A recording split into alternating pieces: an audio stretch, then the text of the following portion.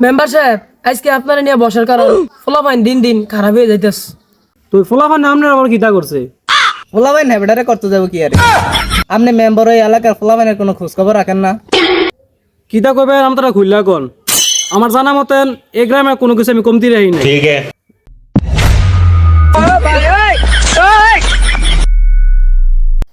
আরে আরে আমরা কিতা করতেছেন আরে আমরা আমি এই খোলা কথা বলি না। अच्छा বলতেছি যে আপনি যে কথা কইতে নেছেন ওইটা খুললা কইতেন। समझ गया। আও এই খোলার কথা নি কইছেন, আমি তো অন্য কিছু ভাবছি। দূর মিয়া যেই কথা কইতেন এই কথা কোন? মেম্বার সাহেব কি কম দুঃখের কথা, আমার ভূতে আমারে শেষ করে লইছে। কি কোন? তে আবার কিতা করলো? তারা দেখতো তো ভালো মানুষে দেওয়া যায়। বালা তে আমার কসুর বালা, তার কারণে যে আমি আমার নিজের ঘরে এক সপ্তাহ যাইতে পারি না। কি কারণে আপনি ঘরে যেতে পারতেছেন না? কি কইতাম ভাই, ম্যাডাম একটা এক সপ্তাহ ধরে আমার ঘর ছাড়তাছে না। কি কোন? তাহলে তো আপনার চরিত্র সমস্যা। মিয়া ঘরে একবার রাইকা আরেক বেডি লই আইছে, ভালো ধরনের ফলো ঠিক আছে। আসলে মিয়া আপনার চরিত্র ঝামেলা আছে। আরে মিয়া এক লগে চলাফেরা করি, আমার তো কদ্দু জানালেন না। আরে মিয়া যা করছেন জীবনে উঠে গেলে দেবনি। ধুর মিয়া, আপনারা এক একজনে এক এক মন্তব্য করতেছেন। কিসের ম্যাডাম এটা জানেন? আরে মিয়া কিস্তির ম্যাডাম, মিয়া কিস্তির ম্যাডাম।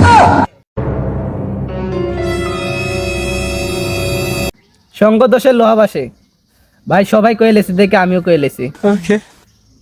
সবই তো বুঝলাম, আপনার ফলে কি এমন করছে যে আপনি ঘরে থাকতে পারতেছেন না?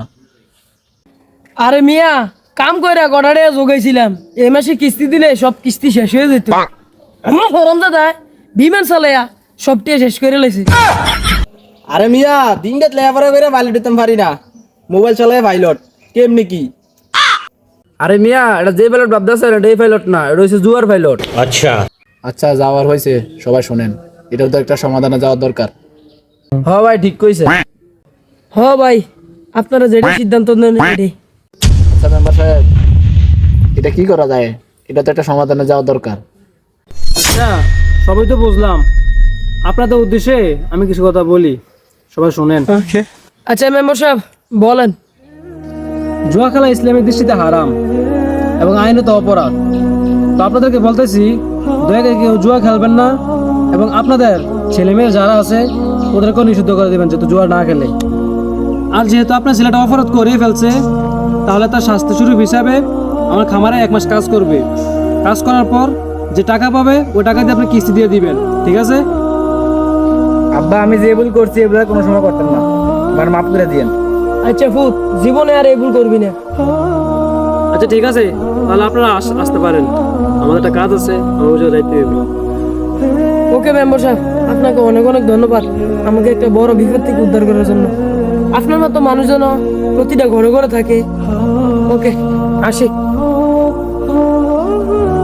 আচ্ছা ঠিক আছে তাহলে আসি, হ্যাঁ ভালো থাকবেন, সুস্থ থাকবেন, আল্লাহ হাফেজ।